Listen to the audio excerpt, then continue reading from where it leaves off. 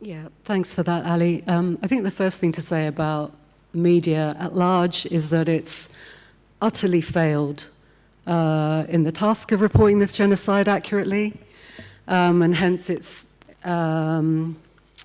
helped to enable it, helped to make it possible, helped to perpetuate it. So to me, it's the most brutal version that I've seen in my life of the manufacturing of consent for this most savage and dystopian hell on earth for Palestinians in Gaza for the past 20 months. So I can signpost a few of the key ways in which that failure has taken hold, but I think that our other panelists are going to have much more analytical, sort of high-res commentary on that, and certainly have been involved in reports on that.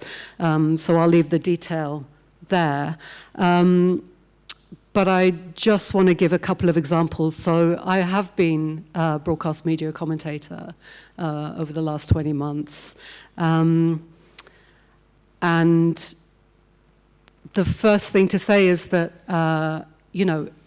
it's clearly easier for me. Yes, it's hard, and yes, there's disruptions, and you get interrupted, and you get bulldozed, and you get asked biased, hostile, leading questions, and distortions, and all the rest of it that we've seen. But, I look like this, and I'm an Israeli-born Brit, and I can clearly see the difference, between. It's clear that Palestinians, time and again, are relentlessly put on trial, certainly by the British media. I think we can see examples of it in the US as well. Palestinians who know Gaza well, who come from Gaza, who have potentially lost lives, have families and have lost lives in Gaza, are interviewed and put on trial. They're treated as spokespeople for Hamas unless they vociferously give enough evidence to show that they're not. These are people who are simply not treated as reliable narrators of their own story. Again and again and again, we've seen versions of that on our broadcast media. So that's the first thing to say. But just to give you an example, so I appeared on a Sky Press preview in April this year. The press preview is on Sky, where we review tomorrow's front pages. And I have to say, it's a very frustrating thing to do because the front pages of a largely right-leaning media don't actually provide much substance. So you have to kind of, take it in different directions so you can get the substance in. And there's been very few headlines, very few front pages on Gaza, which, as we know, we have a live stream genocide for it not to be making front page news, for these horrific stories and atrocities that we've been hearing about, for not to make front page news is itself a distortion and an abject failure. So on this particular day, it was April 2025, the Guardian front page was covering a deadly attack on Kiev, a Russian attack. I was on with Tim Montgomery, who's like a Tory but now reform supporting right-wing commentator. I just want to read to you what he said in response to a front page story. It's the visual, the image on that front page is an elderly woman who's obviously been pulled out of a bombed building. She's wearing a bloodied nightdress. She's covered in dust and debris. She's shell-shocked. She's stunned. And she's being escorted by a rescue team out of the bombed area. So Tim Montgomery, I'm just going to read to you what he said. I don't know if we can get a close-up on that image on The Guardian. We did get a close-up of that image. But sometimes a photo speaks more than 1,000 words. And I look at that woman there, clearly absolutely bewildered, bloodied, probably dragged from her bed at home in Kiev. And I'm sure, like a lot of people, I see my mum in that image. And that's what this is about. It's almost as though the failure of the West and the failure of America in particular to get a grip of what, I don't know if we can even call them peace talks. They're not peace talks in any meaningful sense, but it is almost like Putin is feeling emboldened at the moment. And I look at that lady there, bewildered, shocked, and you don't know how injured she is, but that's the consequence, This isn't a game. This isn't something about Trump's Nobel Peace Prize that he wants or whatever. This is real-life consequence. Now, of course, I then said, well, that's exactly how I and many people feel about Gaza. And, you know, it's horrendous that, you know, you rightly humanize a civilian victim of Russia's war, but so rarely is that basic dignity afforded to Palestinians in Gaza. And it was just, I just think it's really painful because in every sentence of what he says, like the hypocrisy is screaming out at you, you know? Every single sentence, you could replace Putin with Netanyahu and it would still make sense, right? But that never happens, right? And I think the biggest crime of the media failing in this task of reporting is this omission. It's this inability to afford to humanize Palestinians at a moment when the political drumroll has dehumanized them. It's the media responsibility to redress that, and it completely failed in that capacity. And that dehumanization is what has enabled this war, this genocidal war, to carry on for so long and to be enabled and facilitated by the West for so long. By the way, let's first of all reject this framing that this is a war facilitated by the West. Israel is treated like an ally because it is an ally, right? And that's the fundamentals of the way the media has reported this war. You and I and gazillion other people might disagree with an establishment view that Israel is a useful ally. However, that is the establishment view, that Israel is a useful ally. It does the job for the establishment. You know, the German chancellor actually said the quiet part out loud over Israel's attacks on Israel's preemptive, illegal attack on Iran recently, where he said Israel was doing the dirty work for the West with its attacks on Iran. I think we should just keep that front and center. The reason Palestinians call it an American-Israeli war is that actually that's what it is. The other thing that I wanted to say, and you know, the dehumanization is key, I think. And this, you know, a lot of Palestinians talk about how this isn't just horrendous for Palestinians, which of course it is.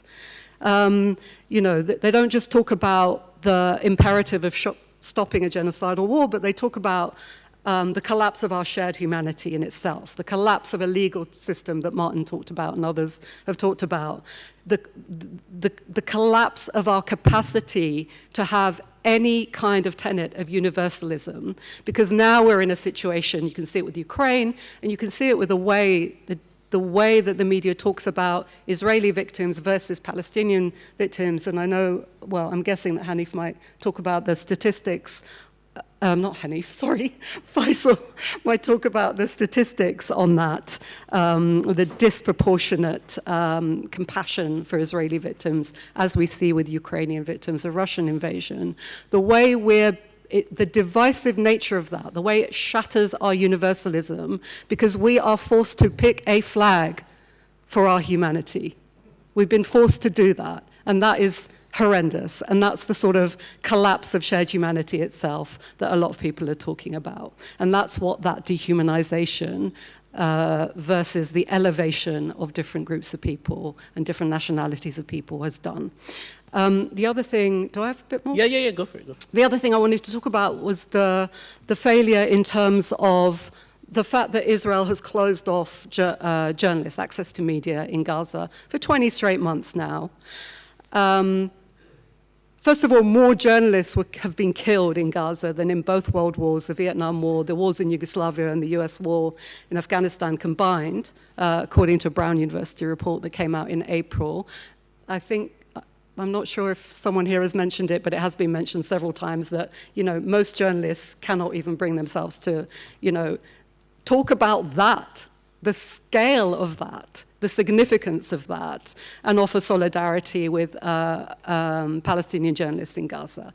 Now, Israel is saying, sorry, you can't come in because it's too dangerous, but at the same time is putting out this line, and pro-Israel organizations are putting out this line that, well, you also can't trust reporters out of Gaza because they're all, either Hamas affiliated or they're being suppressed, censored by Hamas. And it's like, we don't see the, international media say, sorry, Israel, you can't have it both ways. You can't say, you're banned as international journalists, but you can't trust any stringers on the ground. Like, it's such a trap. And the fact that international media has not called this out day after day, has not even said, okay, Israeli spokespeople, we are not going to run your commentary unless you either A, give us access to Gaza, or B, stop harassing and delegitimizing and murdering Palestinian journalists in Gaza. So that is another, just a fundamental failure that has shaped the way that the conversation has played out for 20 months, and that in itself is also, unforgivable, number two.